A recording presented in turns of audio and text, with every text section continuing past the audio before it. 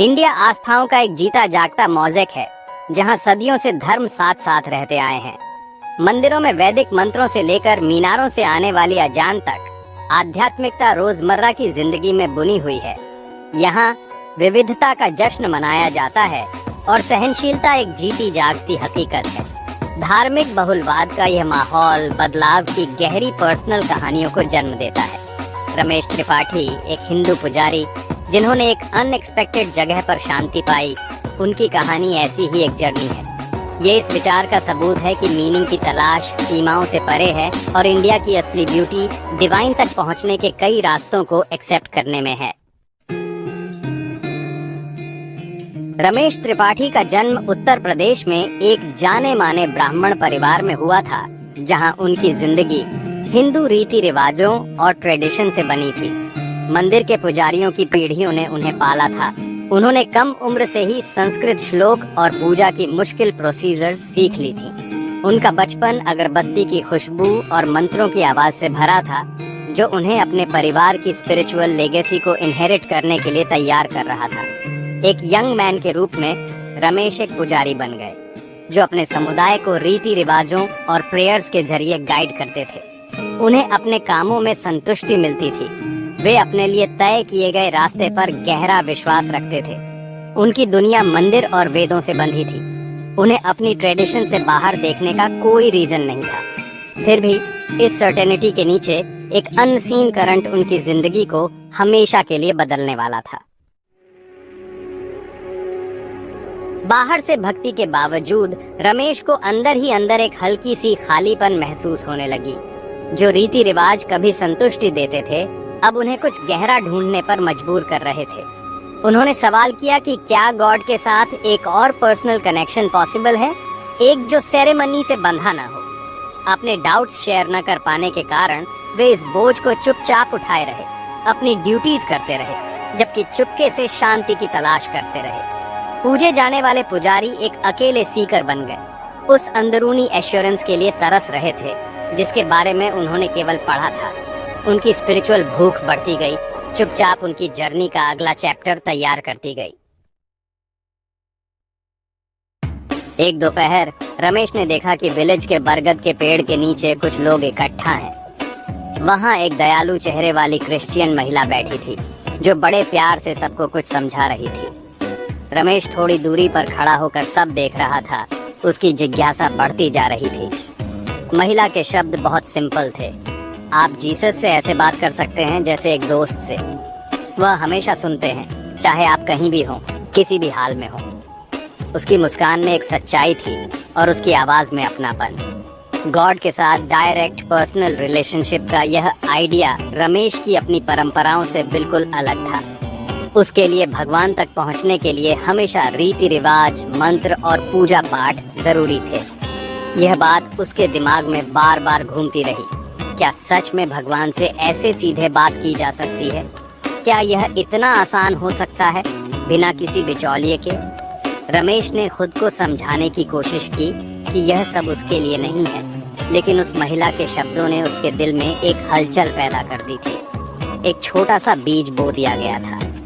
जब भी वह अपने रीति रिवाज निभाता, पूजा करता, उन शब्दों की गूंज उसके मन में सुनाई देती। उसकी पुरानी मान्यताएं जैसे सवालों के घेरे में आ गई थीं। उसने उस महिला को फिर कभी नहीं ढूंढा, लेकिन उस एक मुलाकात ने उसके भीतर एक गहरी छाप छोड़ दी थी। वह अनुभव उसके साथ रह गया। बिना किसी रीति रिवाज के सीधे गॉड से बात करने का विचार अब उसके दिल में एक धीमी फुसफुसाहट बन गया था, जो कभी कभी उसके विचारों में उभर आती। यह उसकी सर्टेनिटी की दीवार में एक छोटी सी दरार थी, जिससे उम्मीद की एक हल्की सी किरण अंदर आ रही थी। यह दरार धीरे धीरे बड़ी होती जा रही थी। रमेश का दिल अब ऐसे पल के लिए तैयार हो रहा था जब वही सिंपल इनविटेशन, वही दोस्ती की बात उसकी एकमात्र उम्मीद बन जाएगी। एक नई शुरुआत का बीज उसके भीतर चुपचाप पनप रहा था। तब मुश्किल आ गई जब रमेश का छोटा बेटा अरुण बहुत बीमार पड़ गया। हर रीति रिवाज, प्रेयर और मेडिकल एफर्ट के बावजूद अरुण की कंडीशन बिगड़ती गई। रमेश, जो कभी समुदाय के स्पिरिचुअल पिलर थे, अपने बच्चे को बचाने में लाचार थे। परिवार के रिसोर्सेज कम होते गए और उम्मीद फीकी पड़ गई, क्योंकि डॉक्टर्स ने हार मान ली थी। जिन भगवानों की उन्होंने सेवा की थी वे उनके सबसे मुश्किल समय में खामोश लग रहे थे। जो खालीपन उन्हें कभी महसूस होती थी वह निराशा की खाई बन गई। लाचारी के इस पल में रमेश को क्रिश्चियन वुमन के शब्द याद आए। जब कुछ नहीं बचा था तो उनके सामने एक चॉइस थी, निराशा के आगे सरेंडर करना या एक ऐसे गॉड पर फेथ के साथ भरोसा करना जिन्हें वे मुश्किल से जानते थे। सब कुछ बदलने वाला था। कभी कभी हमारी सबसे गहरी जरूरत में ही बदलाव के बीज जड़ पकड़ते हैं।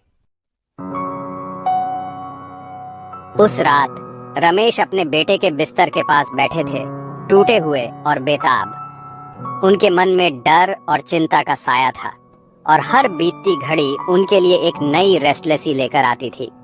बेटे की सांसें धीमी थीं और रमेश को लग रहा था जैसे उम्मीद की कोई किरण बाकी नहीं बची। उस वुमन के शब्दों को याद करते हुए उन्होंने बस प्रेयर की, जीसस, अगर आप सच में हैं तो कृपया मेरे बेटे को बचा लें। ये प्रार्थना उनके दिल से निकली थी, एक ऐसी पुकार जिसमें कोई बनावट नहीं थी, बस सच्ची उम्मीद थी। उनके पास कोई रीति रिवाज नहीं था, कोई स्क्रिप्ट नहीं थी, बस एक पिता की रिक्वेस्ट थी। रमेश ने पहली बार किसी अनजाने नाम को कैला था और उस पल में उन्होंने खुद को पूरी तरह से उस दया के हवाले कर दिया। उन पर एक अजीब सी शांति छा गई और वे रेस्टलेसी से सो गए। ऐसा लगा जैसे किसी ने उनके कंधों से बोझ हटा लिया हो और पहली बार उन्हें थोड़ी राहत महसूस हुई। कुछ घंटों बाद अरुण जागा, भूखा और अलर्ट। बुखार चला गया था, उसकी आंखों में चमक थी और वह मुस्कुरा रहा था जैसे कुछ हुआ ही ना हो। डॉक्टर्स हैरान थे, उन्होंने इसे एक मिरेकल कहा। मेडिकल रिपोर्ट्स भी साफ थी और किसी को समझ नहीं आया कि इतनी जल्दी रिकवरी कैसे हो गई।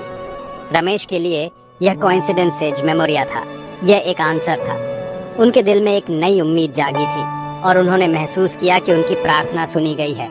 उनके सबसे मुश्किल समय में एक ऐसा नाम जिसे वे मुश्किल से जानते थे, उम्मीद और हीलिंग लेकर आया था। रमेश को लगा जैसे किसी ने उन्हें अंधेरे से निकालकर रोशनी में ला दिया हो। इस एक्सपीरियंस ने उनकी पुरानी सर्टेनिटीज को तोड़ दिया और उनके दिल को एक नए फेथ के लिए खोल दिया।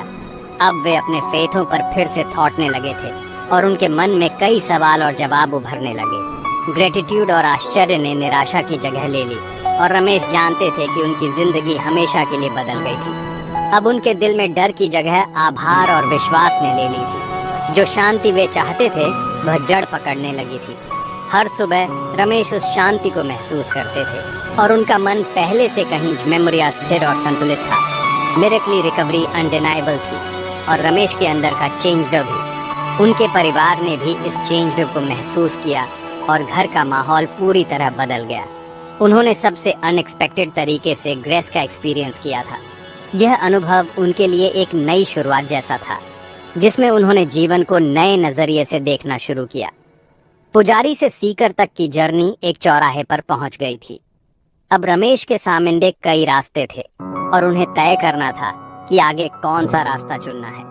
अब वे दुनिया का सामिंडा नए सिरे से कर रहे थे, एक ऐसे फेथ के साथ जो पर्सनल एक्सपीरियंस से जन्मा था। रमेश के लिए यह सिर्फ एक कहानी नहीं थी, बल्कि उनकी अपनी जिंदगी की सच्चाई बन गई थी। रमेश का जीसस की सेवा करने का प्रॉमिस उनके लिए नई चुनौतियां लेकर आया, जिनका उन्होंने पहले कभी सामिंडा नहीं किया था। यह एक ऐसा मोड़ था जहां से उनकी जिंदगी पूरी तरह बदलने वाली थी। एक नए फेथ को एक्सेप्ट करने का मतलब था अपनी आइडेंटिटी, फैमिली ऑनर और कम्युनिटी स्टैंडिंग को रिस्क में डालना।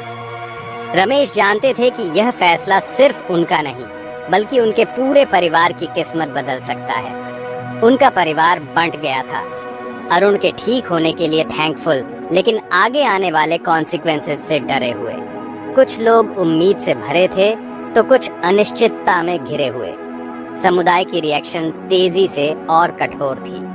रमेश को बहिष्कृत कर दिया गया और उनकी पुजारिन की भूमिका छीन ली गई। विलेज के लोग, जिनके साथ रमेश ने सालों बिताए थे, अब उनसे दूरी बनाने लगे। स्टेटस और इनकम के नुकसान के बावजूद रमेश अपने एक्सपीरियंस पर अडिग रहे। उन्होंने अपने विश्वास को पैसे या सम्मान से ऊपर रखा, भले ही इसका मतलब था एक साधारण जीवन जीना। उनके नए फेट में मिली शांति रिजेक्शन के बीच उनका एंकर बन गई। चर्च की सादगी और प्रार्थना में रमेश को एक नई ऊर्जा और स्थिरता महसूस हुई। उन्होंने अपने आसपास के लोगों के दर्द को समझा, लेकिन उन्हें कोई कड़वाहट महसूस नहीं हुई। रमेश ने दूसरों की तकलीफों को अपनाया और उनके लिए दुआ की। रमेश की जर्नी अपनी जड़ों को छोड़ना नहीं था, बल्कि उस सच्चाई का पालन करना था जिसका उन्होंने सामिंडा किया था। उन्होंने अपने अतीत का सम्मान किया, लेकिन अपने दिल की आवाज को भी सुना। उनकी कहानी पर्सनल कन्विक्शन की शक्ति का एक शांत सबूत बन गई। रमेश की मुस्कान और आत्मविश्वास ने दूसरों को भी थौटने पर मजबूर कर दिया। मुश्किलों के सामिंदे उन्होंने डर के बजाय फेंत को चुना। रमेश की हिम्मत और विश्वास ने उन्हें आगे बढ़ने की ताकत दी, और यही उनकी सबसे बड़ी जीत थी। रमेश ने अपने पास्ट को रिजेक्ट नहीं किया, बल्कि उन्होंने अपने पुराने और नए जीवन के बीच पुल बनाए। उन्होंने एक छोटा प्रेयर ग्रुप शुरू किया जो बैकग्राउंड की परवाह किए बिना उम्मीद चाहने वाले सभी लोगों का वेलकम करता था। उनका फोकस रीति रिवाज से करुणा की ओर शिफ्ट हो गया, गरीबों की सेवा करना और अपनी कहानी शेयर करना। उसी भक्ति के साथ बाइबल का अध्ययन करते हुए जो उन्होंने कभी वेदों को दिया था, उन्हें लास्टिंग शांति मिली। उनकी जर्नी ने सभी धर्मों के लोगों के लिए उनकी एम्पैथी को गहरा किया। रमेश ने अपने बच्चों को हर ट्रेडिशन का सम्मान करना सिखाया, सभी रास्तों में अच्छाई देखी। समय के साथ कुछ ऐसे लोग भी जिन्होंने कभी उन्हें रिजेक्ट किया था, उन्होंने उनके जीवन में जेन्युइन बदलाव देखा। वे इस बात का जीता जागता उदाहरण बन गए कि कैसे फेट एकजुट कर सकता है, डिवाइड नहीं। रमेश की कहानी एक बहुत ही ह्यूमन कहानी है जो धार्मिक सीमाओं को पार करती है। यह एक फेथ के दूसरे पर श्रेष्ठ होने के बारे में नहीं है, बल्कि डिवाइन के साथ पर्सनल एनकाउंटर की ट्रांसफॉर्मेटिव शक्ति के बारे में है। उनकी जर्नी सहनशीलता और मीनिंग की साझा ह्यूमन सर्च के इम्पोर्टेंस को उजागर करती है। ट्रू फेथ पुल बनाता है, दीवारें नहीं। हर स्पिरिचुअल पार्ट यूनिक है और सर्च की सिंसियरिटी सबसे ज्यादा मायने रखती है। रमेश का अपने दिल की बात मानने का करेज शांति की यूनिवर्सल खोज का एक सबूत है। उनकी कहानी इंडिया की स्पिरिचुअल टेपेस्ट्री में एक धागा है, उम्मीद, बदलाव और ऐसी शांति की कहानी जो समझ से परे है।